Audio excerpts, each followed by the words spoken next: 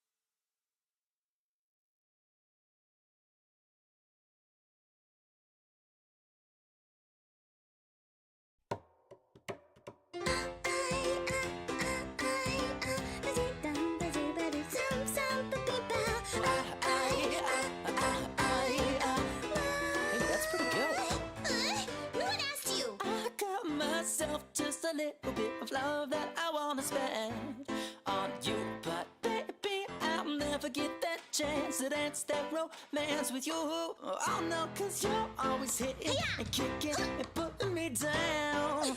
I hope you don't mean what you say, but I keep seeing you sticking around like you can't get enough, so I stay. And I wonder how my hand would feel intertwined with yours. As of now though, What are you doing? nothing but closed doors. My girls are dead, soon dead. Just say hi, kiss me, I'm watching the face and the fashion complimented. She starts to chase. Hey, that was a direct attack. Oh no, the wildcat found my hiding place. Stupid octopus. Take it back. So, how am I an octopus? How am I a cat? Well, cats are cute. Go away. Can we get along? You're so headstrong. There's no way. Go away. Not so long. Just talk to me and you will see. That's not fair. Using flair, you dummy. I've got myself just a little bit of love that I wanna spend on not you, 'cause baby, I'm afraid you'll say that it's not okay with you. 'Cause you're always laughing and joking. You look like a clown, but I hope you mean what you say. I do. And I wonder what you would think if I let my pride down, let it sink. Could we hold hands, kiss, live our lives in gentle bliss. could. Ugh, I'm not talking about you. You're not my prince in this. I'm not a dead soon dead. I have a jello, and I'm not that mean. I'm not blushing, I was just rushing. And pick up the sunscreen. Your smile's really cute though. You'll never see it underneath my pictures. Alright, I just wanted to let you know.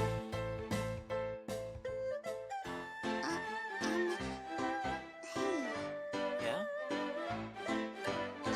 Are you okay? yeah, well, hey, are you free today? Oh, why do you want to know? It's not like I like you, okay? Alright, cool, where do you want to go? We could rent a boat and sail, find a bunny and feed it some juicy kale. No, that sounds really stupid.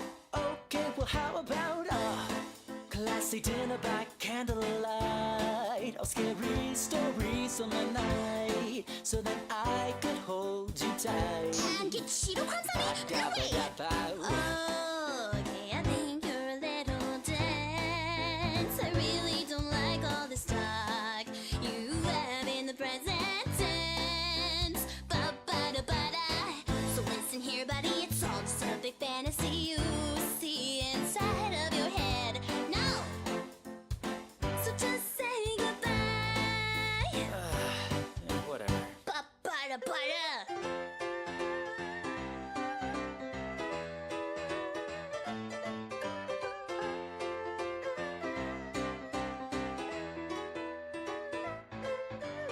I'm not a dead soon dead. Hey, I can keep you running in this dress. I digress, so let's just go to the park, I guess. You don't even know what to bring. Oh, come on, oh, will you please just say yes? Jeez, fine, Baka Taco. It's not like I'll enjoy it or anything.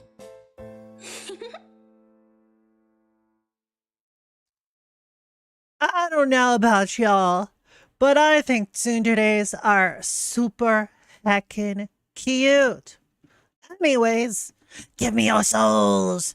Give me your souls. Ah, bah, bah, bah, bah. Nah. Nah? Okay, that's fine. Welcome, everyone, to my stream where I do weird, cringy things. I'm your host, Aura Solanas. Hi! Lupus SK, hope you're both having a wonderful day. And if you aren't, well, that's okay. You'll feel better another day. Yay! Yay, yay, yay.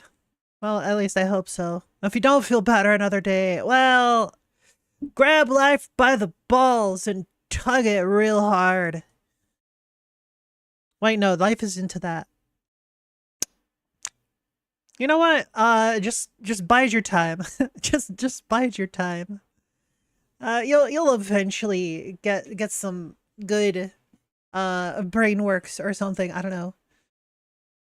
Rewatching Data Live S2. Oh. Well, I hope you enjoy your Data Live. Grab him and twist it. Grab his dick and twist it. Twist that dick. What? I didn't. Huh? I didn't say anything. I definitely didn't say anything. Totally wasn't me. You can't prove anything. I never happened. S2, because that's when Shido starts cross-dressing. Now you have my interest. What? I didn't say anything. Bruh.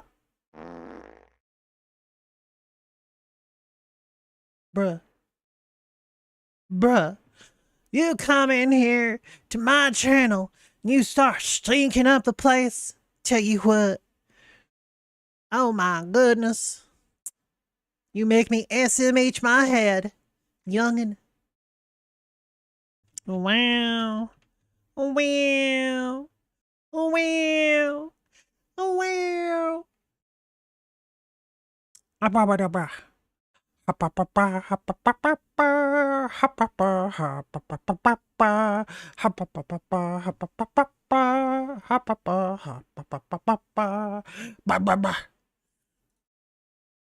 Yeah, good luck with your weebin'.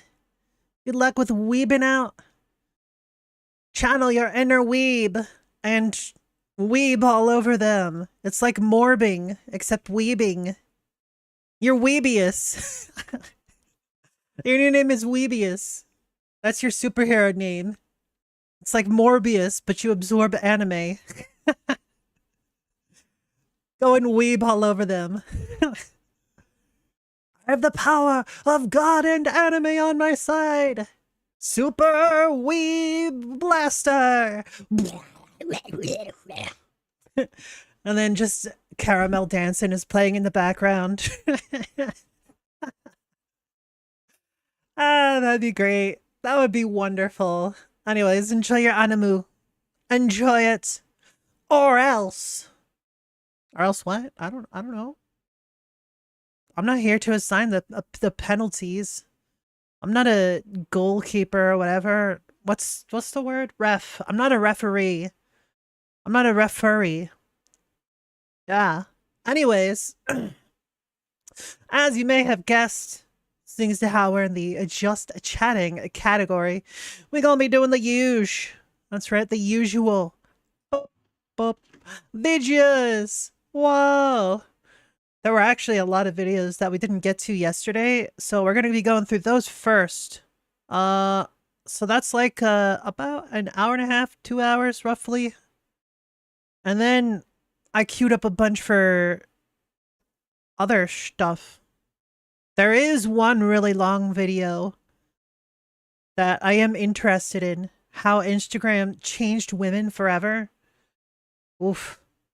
It's gonna be a good one. But first, if you laugh, you lose. Y'all don't want to be losers, right? Then just don't laugh. I know there's gonna be a lot of funny stuff. There's gonna be a lot of funny stuff. But you gotta hold back. You gotta hold back, y'all.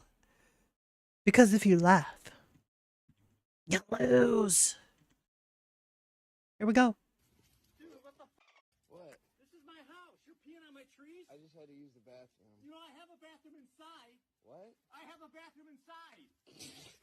Why are you doing that to me? I don't What did feel I do good. wrong to you? I'm Did you encouraged. see me coming to your house and get the Nice. fuck out of here?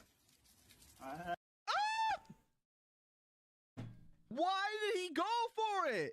Why did he leave Why me wouldn't mouth you? open? What? That's a nice clear stream. Like, come on.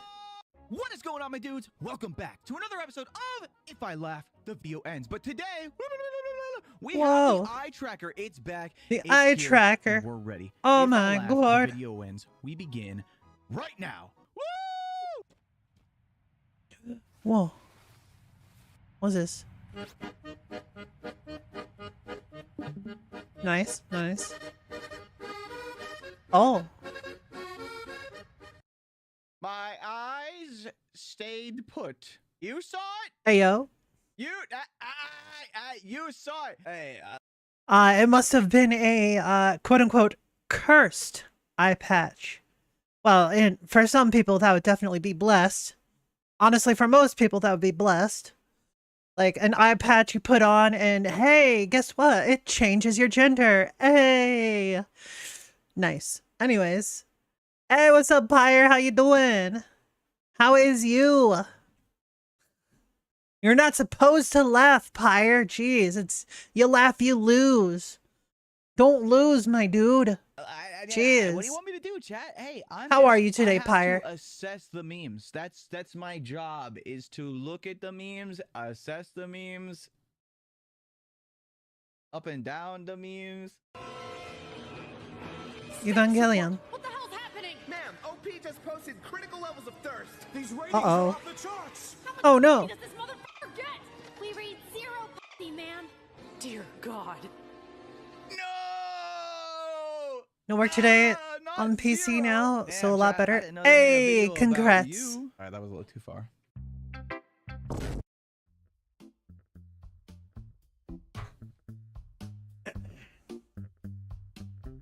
What does the scatterer level say?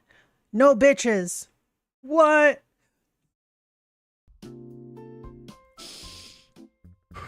I'm good. I'm fine. I'm big chillin'. I'm fine.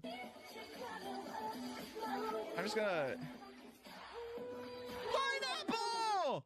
Absolutely saved. by Pineapples are pretty pineapple. great. Bro. I'm telling you guys, some of this stuff, I don't even want to look at the screen because the eye tracker is not correctly calibrated right now. Yeah, I'll prove it. Did you know that pineapple juice is so acidic that, like, it can melt, like, the inside of your mouth? Yeah. That's why when you eat pineapples, your tongue feels tingly after. So, yeah, pineapple juice can melt flesh. It is strong enough. Yeah. I was gonna say I'm looking at Gengar, but it looks like I'm looking at Gengar. Okay, I'm looking at Mario's nose. Okay, I'm looking at Pikachu's. See, where is he going? I'm looking at Pikachu's face. Cap. Where is Cap. Hey, I'm telling you, sometimes Yo, Jimmy's this thing is capping. not calibrated. Goldfish, the fun little crackers always baked and made with real cheese. The snack that smiles back. Ball sack. What? What? Huh? Hey, I'm just gonna keep it a buck. Wait, I hope what? Nobody's balls What? are smiling back. at Why did you them. say ball If they- sack at if the they end? are, please go see a doctor Huh? right now. Just kiss. Just kiss. Oh! He's fucking dead. He's fucking dead. Bloody hell. I'm dead. We were so close to a love Haha, story. I'm dead. This close. Oh. Hey, down here! It's me, Mini Jimmy, your browser Uh-huh. buddy. That's me! You're using Opera GX. That's based as hell. Let me show off some of my favorite features that other browsers can't even dream of doing. I am inside the browser. Looking a bit dull in here. Let's add a color theme.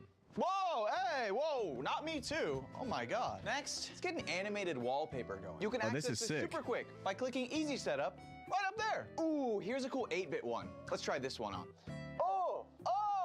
Oh, this is weird. Yo, can I get the rest of my pixels? Oh, That's better. I'm Hey, 8-bit. This looks nice. I feel like we're missing some music though. Luckily, with Opera GX, you can have background music that kicks on whenever there's no other Chat, media playing. The music. Ooh, that sounds finally good. get your GX mods music. also Wait, that's a thing? Actually, that's pretty dope. That's pretty dope. I'm not gonna switch browsers, but that I will admit, that is pretty cool. That is actually pretty cool. also feature keyboard sound. Oh, that's nice. That's good ASMR. Even opening and closing new tabs can have its own sound effects. Check this out. Open up a tab up there. Yep, perfect. All right. Oh, look. I'm hanging from it. Hey, don't close that tab. Don't close that tab. No. Ah! Mini Jimmy always stays. You guys almost That's why killed having me. a sidebar over here Nice. with Twitch, Discord, Messengers, and even more is so amazing. Not to mention, you can easily enable or disable any of the mods you want on or off right from the sidebar as well. Huh. And here at the Nice. GX Mod Hub, you can easily enable or disable whatever mods you want on or off. GX Store to check out the wide range of mods for people to explore. All right, Mini Jimmy's out of time, but if you want to pick Okay, up that's the video best mod. right where you left off, when you leave your PC, all you gotta do is scan this QR code right here, and it goes straight to your device. I bet they changed the QR code in the video to be a Rickroll. Calling it now. Oh, and boom! You're right back in the Smooth. action. Hey, you can handle the rest from here, right, Jimmy? Yeah, I can. Hey, if you want to download Opera GX for yourself, just head down into the description and use my link right there. If you download using my link, your GX corner will show my last 12 videos. So you can easily go right back into the. I gotta. Oh. Asking tall women to do this to me at. Oh God, this is gonna be. I gotta. I don't know where to look. Who doesn't want to be Cabedon? Oh, I'm looking at the. Right? I'm the. I'm not. This is unfair.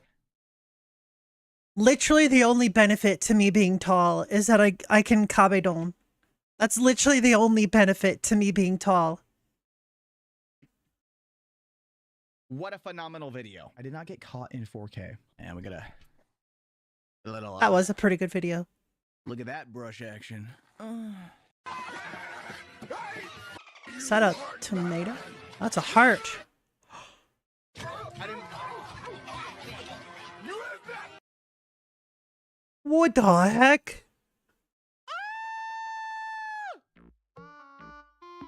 What just happened? Did he eat that dude? Bruh. Chat, hear me out. It was an accident. It was a misinput. It was a neuron misfire. Oh. Right. Centrea. I'm looking at me. Hello. Whoa, that's quite the nose. Thanks. Yes, I think it's Centrea. I did not. Look. Chungus. I looked at Chungus. Listen, my eyes had to travel across the screen like a dangerous journey, okay, to see Chungus. What am I supposed to do? I had to go from one Be side good, to the other. Chungus. POV, you get thrown into the dance circle, but you've only played Gamad. Oh shit, okay, okay. Oh! He's got the moves. You can't even deny it. He's Nice. got the moves. Ass, boobs, personality. I thought that was going a completely different direction.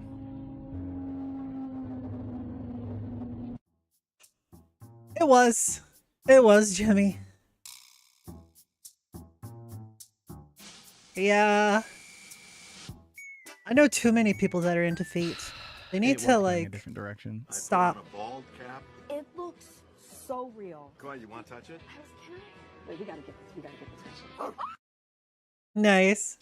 Dude, I gotta That's- start doing that's that. funny. When I meet fans in public or like at a convention or something, and they ask about the hair and the beanie, I'm gonna be like, yeah, go ahead, see if it's real.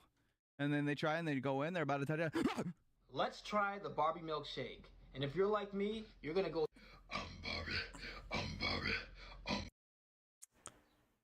What Hang the on, I gotta heck? Google something real quick. How do you delete a memory from your brain? All right, I'll work on that. Good later. question. I'm coming.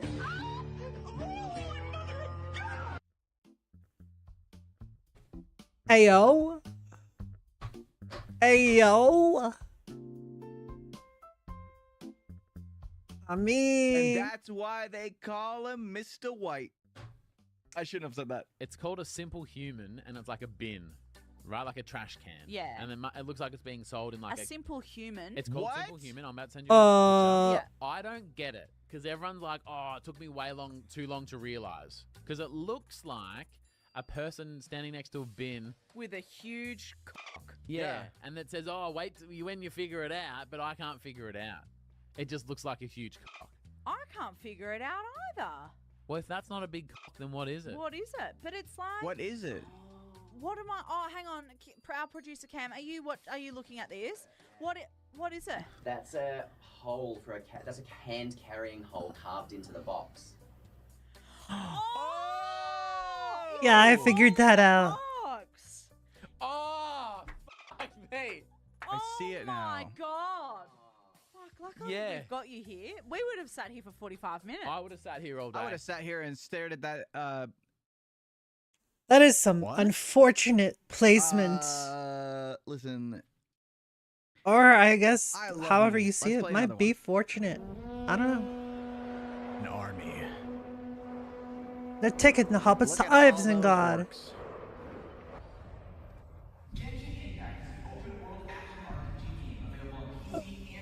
Of course. Yo, the other day, I was actually like, I don't know how or why, but I had like a moment where I was just like crafting a Jimmy Hair meme in my head. I don't remember if it was like while I was conscious or not, but like it happened, and I don't know why. Maybe I've just been watching too much of this stuff. Mole, mole. Nice. You know what? Just this once. Genshin I'll say it Impact. for the people. Genshin Impact. Oh no, the parents have just let go of that kid and he fell off. This month I'm giving away over 500 gift cards and win. Bro. There's a thing called timing. You might want to be a little more sincere. Holy crap. That's awful timing. Guys, what video? Where's that link? I need to get me one of them gift cards, okay? I need to get me one of them gift cards. Is that That's a Pikmin. I love my yellow Pikmin. He loves swimming. I only played Pikmin once, and I didn't really get it. I think I might have just been too young. Yellow Pikmin, he loved swimming. I think I probably just didn't understand the game. 100,000 likes in the video. That's the only way I'll be happy again. Shucks. Or where are you sending Balloon Boy? I hope he'll be okay. He's going to smack my ass like the drum. Oh. Huh? Oh. Yo, look Hey, at yo. them bottles. Is that Bayonet? Holy bottles. Bayonetta. and cup. The cameraman knows his job well. Oh, the cup. I think I did pretty good there. Didn't I, Nice. chat? Hey, I think I did pretty good. Ah, what a Man, I beautiful wish I could game. pull off an outfit like that. Well, that's just a skill issue. Why would you sit on the same chair? What do you think? question. It just repaired itself? 人说出水之间要有 Kitty! 江水。 They left me broken, choose the aisle. Nice. You had me in the first half. I am not gonna lie. Excuse me, a pretty lady in the red dress. Okay, if I can swallow that lime whole, can I have your number? Dude, they keep rotating the camera. Oh. Dude, What the is eye tracker that? is so messed up. He's gone, Chad. He's Mood. gone. If only it were that easy. Just squeak and then be gone from reality. Have you ever played rugby? Is DJ Khaled okay? Is he okay? He seems to be like the single most random person. I'm not sure he's okay. I'm good. Hey, I'm good. Yeah, something is seriously wrong with him. But you know what? I absolutely love it. He seems happy. That's what's important. Bro, please don't. Resting on a pillow of piss. It's probably not actually piss. But if it is, bruh. That's a lot of piss. What? Please just tell me that's not what it actually was. Please. Dude, what the fuck? Yes. This is my house. You're peeing on my trees? I just had to use the bathroom. You know, I have a bathroom inside. What? I have a bathroom inside. Why are you doing that to me? What did I do wrong to you? Did you see me coming to your house and peeing? Get the fuck out of here. Why did he go for it? Why did he lean in, mouth open? What? Maybe he was just thirsty. To both of you guys that I don't look like a dirt. Let's play Bro. Hey, I'm gonna be honest. At least he didn't say Genshin Impact. I'll take that as a dub. Kitty! Oh.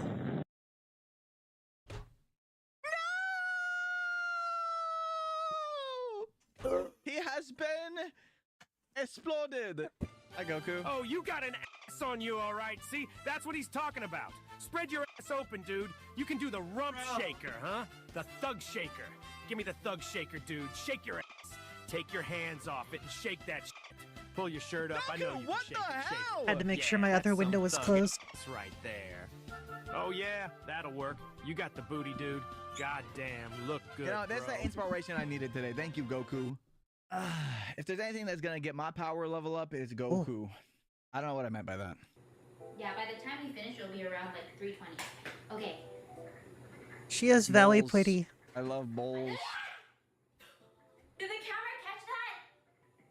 Bowls. My boob literally caught it. I bet. Wow, that was cool. I bet they did. Did it land in her I boob bet- I pocket? believe you. Oh, nice. I believe you. Yo, bro, give me a foot massage, please. I need a foot massage. Jesus. Yeah, I'm not giving you a foot massage either. What the heck? Why wouldn't you give him a foot massage? Bruh. Man, it is absolutely pissing outside. I gotta run that back, dude. I gotta see Batman at the end. There's no other reason why I'm running it back. I gotta see. Give me a foot massage, please. I need a foot massage. I gotta see this at the end again. Give me a foot massage. Yeah, I'm not giving you a foot massage either. Why is he stanced up like that? Oh God. Chat. I'm gonna be honest. Listen. Let's show the people. Jesus. Why?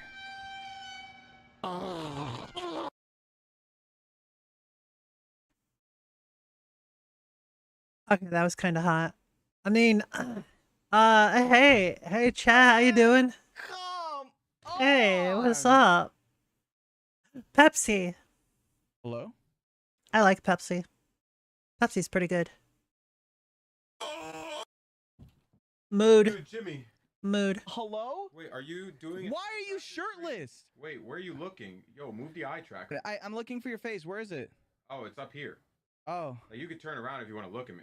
No, I'm like right here. You can 180 and like you could look me in the eyes.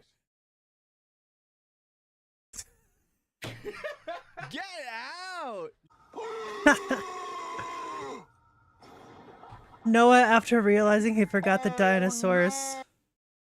Ah, I see. Bruh, that is one of my favorite clips of all time. There's something so good about it. Can we watch it one more time? Just one more time. Like, how does he sound like that? Oh, yo, you're good. Yo. Okay, that was a bit cheesy, but it was still good. Bruh. Yeah, that's how razors work nowadays. A while back, shaving razors, they didn't used to have that detachable head. It just had the one razor, and then you dispose of it. They might actually still make the disposable razors. I don't know. I haven't gotten him in a long, long time. Bruh. Can Bruh. somebody, dude, I think I need to like sit in front of a TV monitor for an entire day Monitor. with the boing sound effect on repeat to desensitize They do? myself to that Prisons use noise. them? Oh, that makes sense. Oh, hell no. Ah, I see. One of these. What the hell? That's 100% a Zoomer humor thing. My man went to the Gary's mod. You know my friend, he got a little hyped when I made the shot. Bruh. Bruh.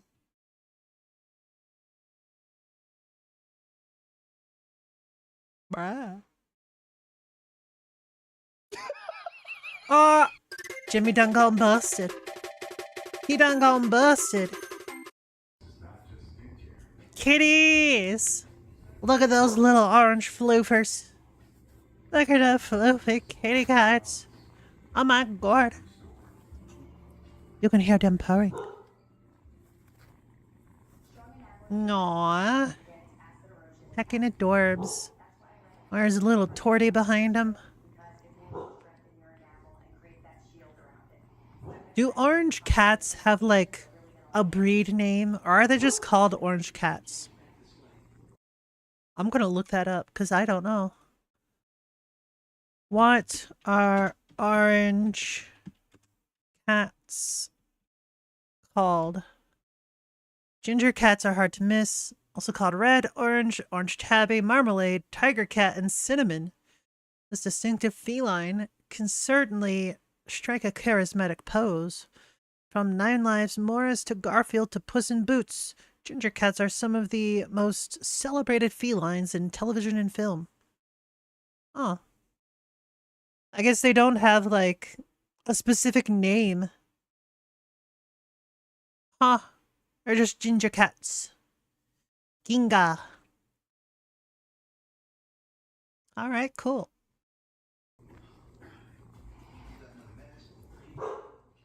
I love how that one is just staring directly into the camera. So that's why the maid Oh my cafe God. is so pricey. What's this?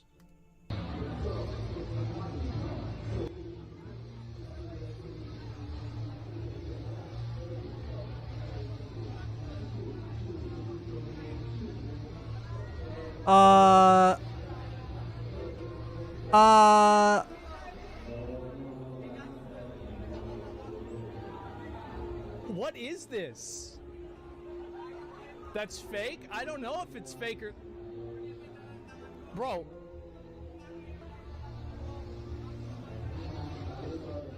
There's no way this is a cafe, bro. This is some sort of like a, This is 100% some sort of cosplay event or something. She's like, okay, holy next. crap. Oh my god. What That's the so heck? ridiculous. Wow. Let's see here. Oh. This is probably a Ina. mustard. Oh, that kind of looks like a taco nachi. Taco dachis are everywhere. Doesn't it? Taco, taco, taco. Takodachi.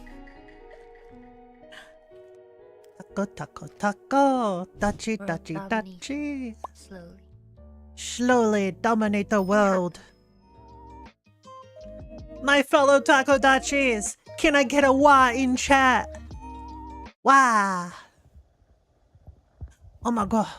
A baby banui. It's a baby banui. Oh my god. Oh.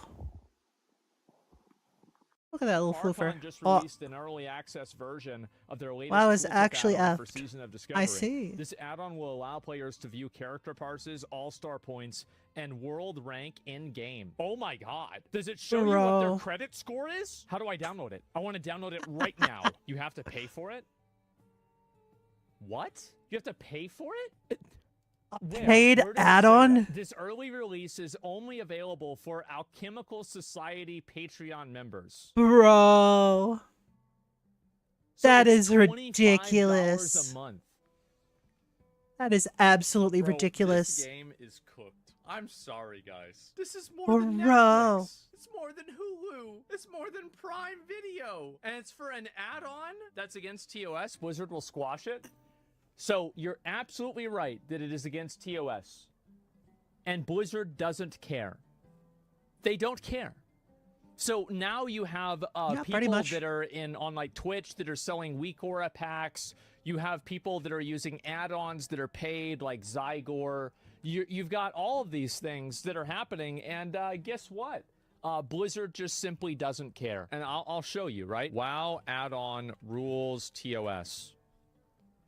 So this is the Blizzard TOS on add-ons, UI add-on development policy. Add-ons must be free of charge. Developers may not create premium versions of add-ons with additional for-pay features. Charge money to download an add-on, charge services related to the add-on, or otherwise require some form of monetary compensation to download or access an add-on. How much do you want to bet? Like, what do you think the probability is in a made-up scenario, this will never happen, that Zygor goes to court and has to prove that that's not what they were doing? What do you think the chances are that they get away with it? I think that chance would be literally zero. It is. Yeah, there's zero chance of that happening. Like, nah. But still, Blizzard won't do shit about it. They won't. Why? Because it's not worth their time. Literally zero. Like, it is right there. It is number one. It is the first thing that's covered. Anybody who's saying it's okay is totally wrong. All you have to do is spend 5 seconds looking this up, and it becomes immediately evident that they are breaking the rules. But Blizzard doesn't care. They don't give a fuck. And you know what? If Blizzard doesn't care, why should I? What am I going to do? Am I going to sit around and cry and complain and get upset about this? No fucking way. Absolutely not. Yeah, because paid add-ons equals more subs. Yeah, no, I don't care. Like, if Blizzard wants to turn the game into a circus, fine, I'll be a fucking clown. But here's the reality, is that hacking add-ons paid, like, you have to have paid add-ons.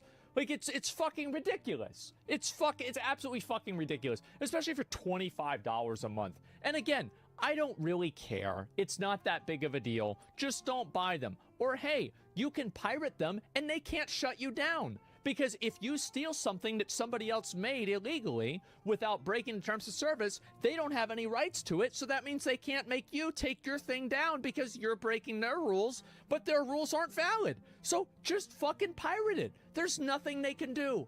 So Fair argument. Here's the reality. People want to complain about this. They want to get mad.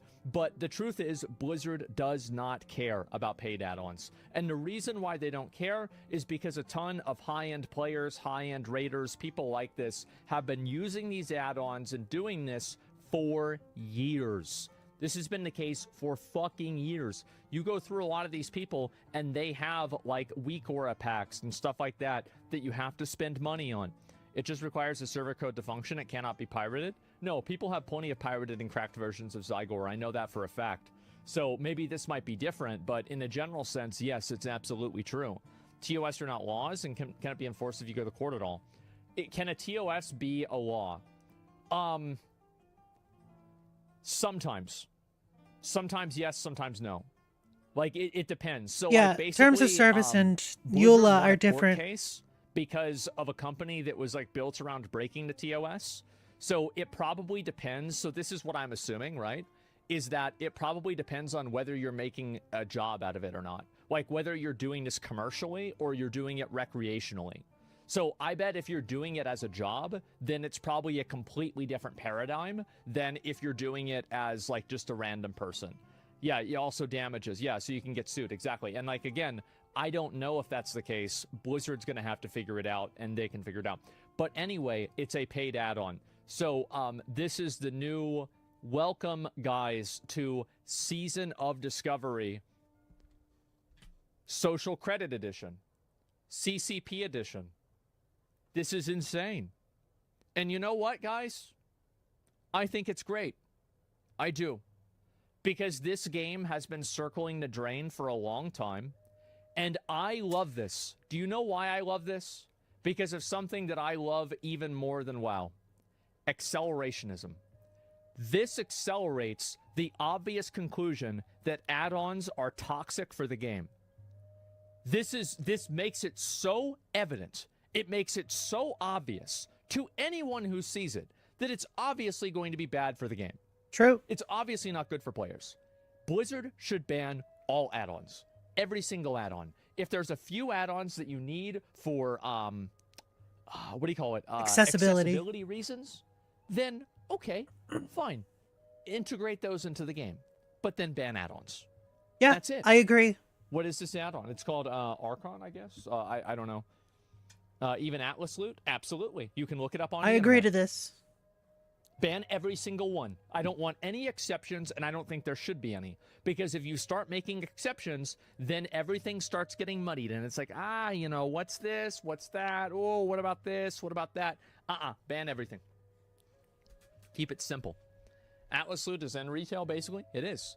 Do they not listen to you? Specifically, if you talk to them, you're huge. Oh, they don't give a fuck about what I say. I mean, like, they don't care. Also, this is a huge change. Like, I'm one streamer. Who cares? Of course, they're not going to change the game based off of me. You're talking about the right way to do things. Blizzard will take the easy way to do things. Okay, it's pretty easy to just not have add-ons. So yeah, if you go and you look at this here, this is the add-on tooltip. What does the add-on do? Right now, it's showing character parses, all-star points, and world rank in game. This works on both hover tooltips. Shift-clicking names in game shows you the progress and best average percentage for every spec that they play. This also works with Guild Window, holding down Shift to expand this info as well. You can also right-click to open a menu that will copy their Warcraft logs URL to check all of their parses on the official website. You have to install the add-on after paying $25. This is the way the game is now, guys, okay? Listen, this is how to play World of Warcraft.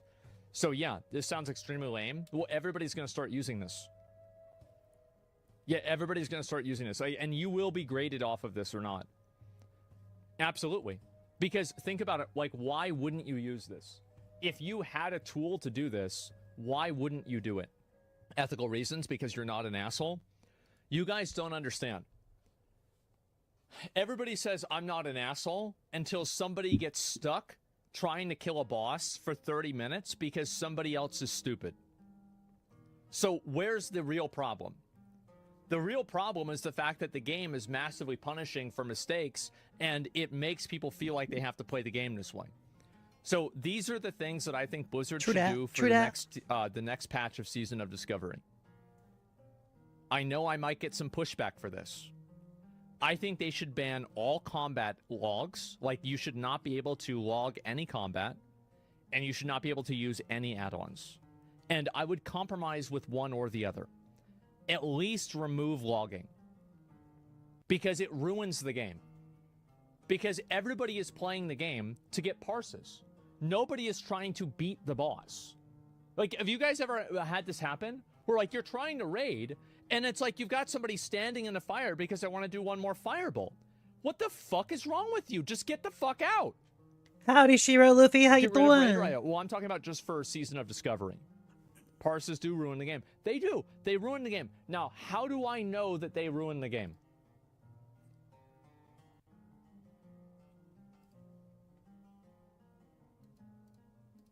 What's up, y'all? It's me. It's your boy Asmongold, and today we're gonna do maximum DPS on General Nazgrim. Now, that's right, you guys thought the series was over.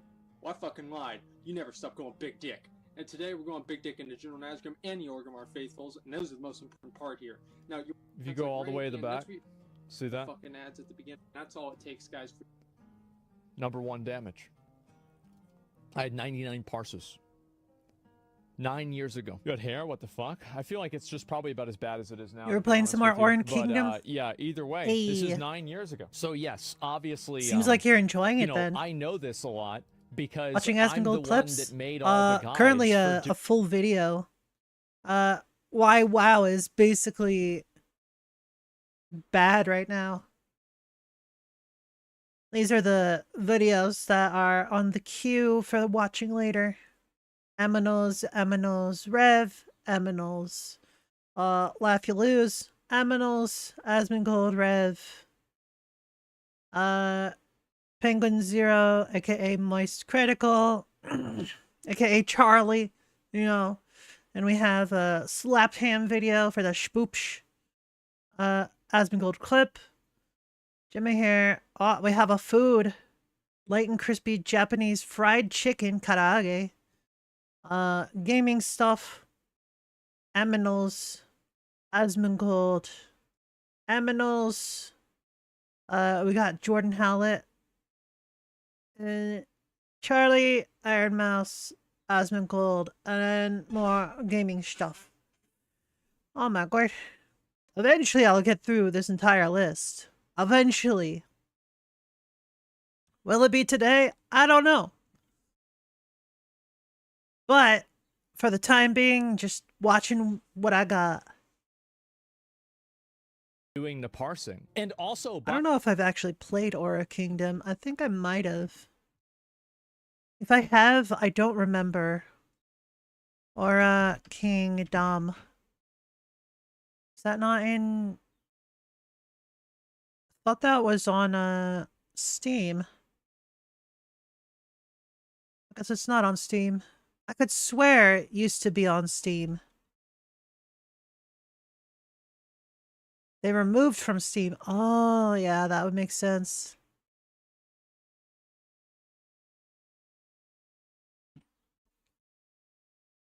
Aura Kingdom. Yeah, I remember this being on Steam. Why did they remove it? Oh, there's an Aura Kingdom 2 now. Mobile sequel to Classic. Oof. Area games shut down and the game was transferred to X Legends. Oh. I see. See a screenshot. Just based on the screenshot, I believe it's probably a tab target system. You could press tab to target the nearest mob. I would probably enjoy it. I do like that kind of gameplay.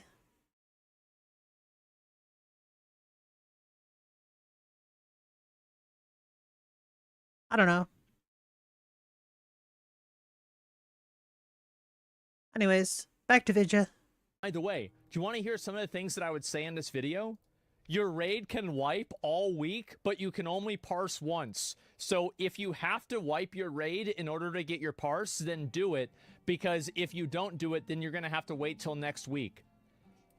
Listen, I don't even know what a parse is. So I want you to keep it in mind. Well, let's go ahead. Let's look right here. I don't know why it matters. So after Berserker stance, he goes into defensive stance, right? Treat General Nazgrim like he's a target dummy.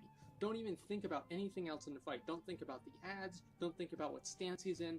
Don't think about anything that's under the ground except for that, because sometimes it kills you. And besides that, like, it doesn't even matter. Like, there's only one thing that you look at. So do you look at right here? So General Nazgrim, whenever he's in defensive stance, you are not supposed to attack him. DPS. So as soon as he gets in Berserker stance, what you see I'm doing here is I'm taunting with Die by the Sword. And I'm taunting the boss. Debuff, okay? And what Sunder Armor is going to do, if you have Sunder Armor debuff, you don't make him gain rage whenever you hit him in defensive stance, okay? So I taunted off the tank so I could get a debuff to where I could keep hitting the boss. Do you know how annoying it is to play with somebody like that? Yeah, that sounds pretty annoying. Obnoxious it is. It's fucking terrible. Like, I remember, I still remember this. Soda's. Yeah, if I was tanking and someone did that, I would purposefully wipe the raid. Because fuck that guy. Friend Saren. I was doing, the second boss in Uldir. It was like Maiden of Virtue or something. If it's one time, I can excuse that as an accident. Twice? Sure. Maybe it's still an accident. 3 times? That's a pattern. Shit, not Maiden of Virtue. 3 strikes and you're out. It's one of those areas. It's the boss where you go to the different areas for. And he would want to taunt the boss so we could use karma. Yeah, Saren, yes. Mother. Yeah, Mother. Yeah, there it is. And he would want to taunt the boss so he could do more damage with Touch of Karma. And I told him, like, I remember whenever he was bringing that up, I just told him, it's like, you know, never say anything in Discord ever again, right? Or something like that. I was so fucking agitated that he even said that. But anyway, parsing ruins the game. It ruins the game for so many people. And I think that it causes people to play the game in a way that is so obnoxious. Parsing is fun, but it's also bad for the game. It is. It is very fun. I liked parsing, but I recognize the fact that it is bad for the game. I wish Blizzard saw that. You're constantly on pressure? Yes. And parsing matters more whenever you're not a hardcore player. Yeah, like, you explain parsing for a kid. Basically, it's like logs for how much damage you're doing on a fight. It tells people how much damage you do on a fight. So basically, whenever you do, like, let's say, Nefarian, okay? Like, really big boss in Classic WoW. Well, there's, like, a website that catalogs all of the people's damage, who is doing the most damage for Nefarian. Or, let's say, Avatar of Hakar. So you look at rankings right here. Who's doing the most damage on Avatar of Hakar? Well, logically, it would be Warriors, because actually Warriors are underpowered in Season of Discovery. But the reason why Warriors are on top is because all of the best players play Warriors. So that's why it happens. Tushkit. Oh, this guy, I know who that is. He used to be in my Classic WoW guild. And yeah, he was a Warrior there too. So anyway, yeah, he's up there. He's number 7. So it gives like a I do quite like of playing every Warriors. single person who's been, you know, like doing damage on this fight. And it shows, obviously, who the top performers are. Parsing fucks the game on so many levels, yeah. Add-ons? Yeah, you need add-ons, but it's like, is this something that's making the game better? I would argue that it's probably not. I don't. Like, and I don't know how to solve that problem, because, yeah, you do need a way to stop underperformers, but how do you do that? Have you played with Gus at all? Not since Wrath, no. I hate that I have to care about parsing. Yeah, so, like, if people look you up, right? So, like, let's say, so I'm going to look myself up right here as Assmongler. And, like, those are my parses. I have decent parses, right? They're not great, but they're decent. And so, if you don't have good parses, nobody will want to play with you. Yeah, people won't play with you. Like, they'll see, like, oh, yeah, well, this is really low because my character got bugged. But, yeah. The game shouldn't require parsing to encourage good gameplay? Yeah, exactly. Only WoW Andes know what parsing is. If the info was more accessible, more people would pick it up. Yeah. Well, anyway, this is the way Season of Discovery is going to be now. You've got FAQ. How long will it be in early access? We're expanding ETA. Why are you releasing an add-on? Why are you releasing an add-on? What do you mean, why are they releasing an add-on? It's so they can make money. Like, what the who the fuck would ask that? Yeah, yeah. So, yeah, anyway, let's read some of the comments about this. This is really funny for me to see. This is the Season of Discovery community. The retail elitism disease is infecting Classic is not okay. On Classic, I never get asked for weird achievements or gear score. People are just friendly and let you play and try to figure things out. Keep this stuff away from us. We hate your elitism. True. Yep, THD lock, there it is. Parsing is toxic. This is going to destroy the game. Classic WoW players and gatekeeping auto-attack content with parses is hilarious. You think that until you play with one of them, and then you realize that you need to make sure that you keep the dumb ones out. A more proof that Classic players didn't leave retail because it was too sweaty. They left retail because they have ego problems and need a version of the game with a little steel ceiling so they can still feel like they're good. That's actually true. Because you want to know the real reason? Is because a lot of Classic players are over 30 years old and they have a successful career and a family, and so they don't have time to learn a mythic boss for 500 pulls. So yeah, you're good at a video game, they have a job and a family. So I don't know who's the winner here. You know, I guess who knows? Anyway, let's look at this. I'm neither good and I don't have a job or like family, like aside from my mother. I mean, I guess my dad is still around, but not really, you know, close to him. Anyways. I thought the game was about fun, stories, and gameplay. Each day, this community convinces me that WoW killed Warcraft. Oh, God. I'll see us ending horribly. Yep, this is what's going to happen. This is hilarious. The gatekeeping in Classic WoW is insane. It is. Like, so this is the reason why people want add-ons like this. And this is an important component that a lot of people might not be aware of. The reason why people want add-ons like this is because they don't have time. It's because they want to be able to do the raid in 2 hours or 3 hours. They don't want to have to do the raid in, like, 10 hours because they don't have 10 hours of time. So that's the reason why. That's why Classic WoW was really successful, and that's why you had such a big raiding population, is because the raids were easy and people could do them quickly. What would you define as a casual player? It's hard to say. As a cutting-edge retail raider, I just use add-ons simply because it's the meta. Well, yeah, because it increases your awareness and makes you better at the game than you would be without add-ons. It's that simple. So yeah, anyway, this is going to just keep getting worse until Blizzard acknowledges what the real problem is, which is add-ons. Add-ons fundamentally are eroding the game, and they're bad for the game, and no add-ons should be allowed in WoW whatsoever. They should be totally banned. The people that are making this and doing this like $25 a month thing in order to get the add-on are directly breaking the add-on terms of service, and Blizzard does not care about this. They don't care about their community. They don't care about the integrity of the game. And you know what I say? It's like what I said before. Hey, if Blizzard wants to make the game a circus, I'm happy to be a clown. Fuck them. That's what I think.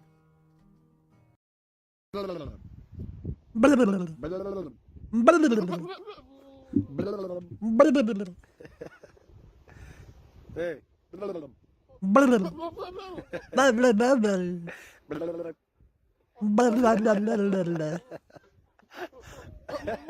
They're speaking my language.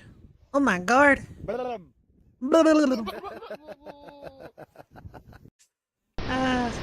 gonna go outside. Rabbit mouse yawn. Oh, what's a little Baba Mouse? Little Baba Mouse. Aw, big yawn. Aw. Cute. Just like all y'all in chat. Being adorbs. What's up, guys? We're up here. So today we have another round of game journalist related drama to cover. Just when you thought these game journalists couldn't get any more pathetic and unprofessional, they do something even worse. And today's story is a shocking one. A journalist going after the family members of a YouTuber who criticized their work and online behavior. And it probably doesn't surprise you that this journalist works for Kotaku, who is struggling for any relevancy at this point. You can see their Twitter account has nearly 3 million followers, and yet their recent articles are struggling to get 20 likes in the span of 20 hours. And if you look at the data, it adds up. Their relevancy is completely gone. In fact, their traffic is at an all-time low, despite being in daily controversies due to the actions of some of their contributors, like Alyssa here, who once again is under the microscope because of some insane behavior she has been making.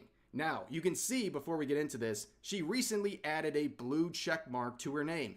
That means that she is paying for Twitter, meaning she gets a share of ad revenue when people look at her account and her tweets. This is something that happened very recently because this screenshot right here was from only a few days ago, and you can see there was no blue check mark. So if you're going to talk about her on Twitter, make sure to use screenshots instead of directly engaging with her tweets to avoid giving her a few pennies here and there. Now, she is very well known for unhinged behavior, spending months on end defending racism against people based on the color of their skin, inciting violence against certain types of people, so on and so forth. And this has been all for the love of the game, by the way. She is not even monetized up until recently, so this was just for attention. Now, her recent beef involves a YouTuber by the name of Smash JT. Now, this beef begins with a different YouTuber who Alyssa claims is threatening their life Congrats because of on these the jokes animal. this person has made about killing her in virtual reality. Now, it's very ironic to see game journalists supporting this and claiming these are true threats when we've seen other YouTubers and content creators get threats on their lives, and those were dismissed as jokes. Recently, we've seen Mark Kern, who calls out censorship and game journalists all the time, get a 20K bounty on his head. In fact, that would be double down when a streamer would up it to 30,000 against Mark Kern and Asmongold. In fact, even today, we have seen another bounty placed on Mark Kern's head, which insinuates they want someone to take their life. In fact, even further, on another post putting a bounty on Mark Kern's head, you can see Alyssa down here gleefully replying and saying that she's going to DM this individual who eventually deleted their tweet. How do people think that this is okay? How do people think? Oh, wait, no, they don't. Never mind.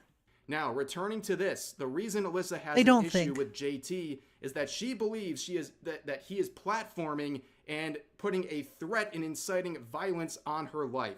by pointing out this quote retweet by JT here where he uses the hashtag #EndKotaku, which is obviously a reference to Kotaku the business and hoping that they fall apart because they deserve it due to their terrible work. And Alyssa would clarify in other tweets that she not only claims that this person was platforming some dangerous individual, specifically talking to JT, she is saying that his use of the #Kotaku hashtag is inciting violence. Alyssa, let me show you what inciting violence actually looks like.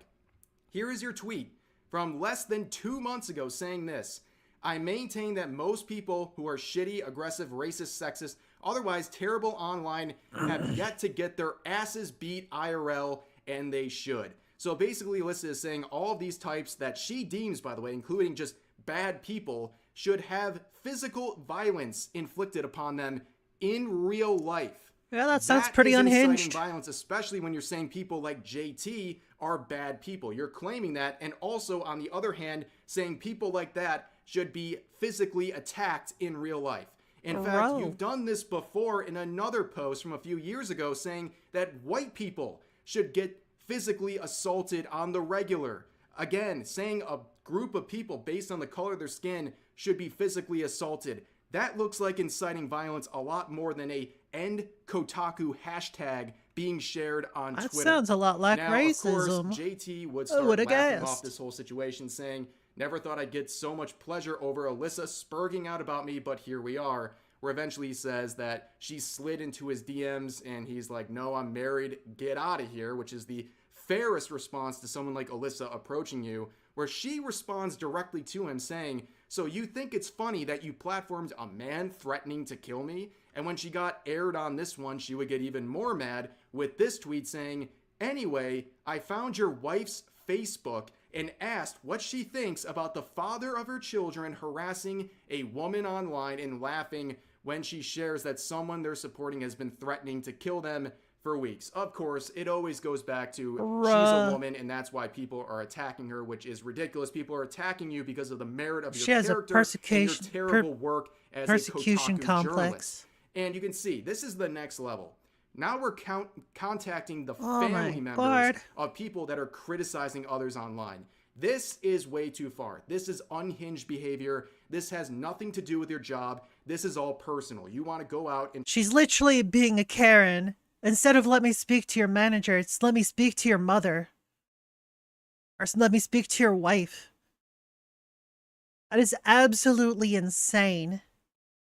Try to ruin the lives and the families of people who dare to call out your shoddy work. In fact, this behavior is not surprising at all with Alyssa, because we saw with the Sweet Baby Inc. situation, in her attempt to cover the situation, very biasly by the way, she infiltrated the Discord server for the Sweet Baby Inc. Detected Steam group and were asking people for their real names and pictures to use for what I would probably assume are nefarious purposes, like she's been doing with the subject of today's video. And going forward, the ultimate irony of the situation is that they're trying to call out these supposed threats on the lives of people like Alyssa. Meanwhile, you can see other members of the industry responding to her comments about reaching out to this man's wife on Facebook by going off and then threatening people based on that comment by Alyssa. You can see this individual who is a game developer down here saying, I mean, if I turn into a total piece of shit and start harassing women online, then yeah, go nuts, when referring to the possibility that someone might do this to them as well. And then in a further reply, this Paul Scott Canavan individual from the gaming industry would say this: this is absolutely the play. We should be doing this with all these weird creeps. Track down their significant others and mothers and string them up. And string them up. Not only invade into their personal lives to harass them, but string them up, which a lot of people would interpret that as a threat, a physical, violent threat against them. Not just the YouTubers criticizing them, in what world do they but think this is okay to say? There's no other way that string them up is ever taken other than a violent threat. There is no other explanation. But of course, Paul Scott Canavan, in his infinite wisdom, would dismiss criticism of that by saying, I think you may have misunderstood. The conversation was about holding people accountable for their attacks on the internet. I don't think it's a super controversial take. To him, it's not a super controversial take to say string up people when referring to a critic's family. Yeah, absolutely ridiculous. Now it's jokes, huh? It's just jokes. And he didn't think it was too funny eventually when he would private his account and hide. And I wonder what all of these companies would think about this individual saying these egregious things about YouTubers and their families. Good question. Going back to Alyssa's comments about the Facebook contact here, JT would share this saying, at Kotaku, one of your writers, Alyssa, is currently harassing me and is now DMing I can my do that. wife on Facebook. Y'all better hydrate before you die, This is folks. unacceptable behavior and way out of bounds. Reprehensible. Do you stand by this type of behavior? And as always, I just question, what does this do for Kotaku? Why would they want one of their employees doing this stuff? It doesn't promote more articles because nobody's clicking on these articles. This is all personal feud that is making Kotaku look bad. Well, Kotaku already looked bad. It's making them look even worse. Nobody's clicking on the articles, and their reputation keeps sinking further and further. Why do you keep allowing your employees to do this unhinged behavior that has nothing to do with journalism and has everything to do with petty battles that they're committing against other people on social media? But going forward, JT would explain to people asked, how'd your wife respond? He says, she wasn't a fan of my YouTube stuff spilling into our personal lives, but at the same time, she could tell right off the bat that the person DMing her was unhinged as F. And going forward, he would also say, I just had to explain to my wife why you hired a former sex worker that has become an unhinged activist posing as a journalist, referring to Kotaku hiring her, of course. And don't feel too bad about this comment that this person is making here, because Alyssa has time and time again gleefully exclaimed that she is a former cam girl and has tried to use that as some kind of an own on the gamer chuds that she's feuding with on Twitter, which is like, okay. But moving forward, she would reply directly to JT's tweet calling her out saying, you retweeted a man who has been threatening to kill me for weeks with the hashtag #EndKotaku. You didn't apologize when I pointed it out to you. Instead, you jokingly replied with your petition to end Kotaku. Very base, by the way. I pity her and your children. Absolute low blow for no reason, because Alyssa can't form actual arguments. The only thing she can do is harass, name call, and apparently contact the families of people that she doesn't like. But moving forward, Alyssa, good luck with the game guides, as Kotaku will be requiring you to do. And it doesn't end there. Not good times for Kotaku right now. As Mark Kern reports here, Kotaku has laid off 4 more staff, one of whom wrote the Stellar Blades Eve is hottest when she's not revealing everything. Oh, tough times for Kotaku. Another round of layoffs, which, by the way, they have a very small team. So laying off 4 people, very big deal. And you can see the individual who was let go, or one of them, saying, well, G/O Media, the management company of Kotaku, laid me off along with 3 other video folks, all of whom are my good friends. It was a turbulent ride with a shitty ending, but despite the ups and downs, I'm proud of what I've done. Now I'm going to go cry. So yeah, it's going to be tough times without some banger articles like this. Sounds like they did that FAFO thing, you know? They F around and they find out. Well. You know, one of his infamous articles titled, Hilarious Final Fantasy VII Mod Transforms Aerith, Tifa, and Yuffie into Muscle Mommies. And also, keep in mind, this was their swan song. This was their final article before being laid off. And of course, that's the one that Mark Kern was referring to, where they celebrate the censorship of Eve from Stellar Blade, claiming that she's even more attractive now that she has more clothes and less of her skin being revealed.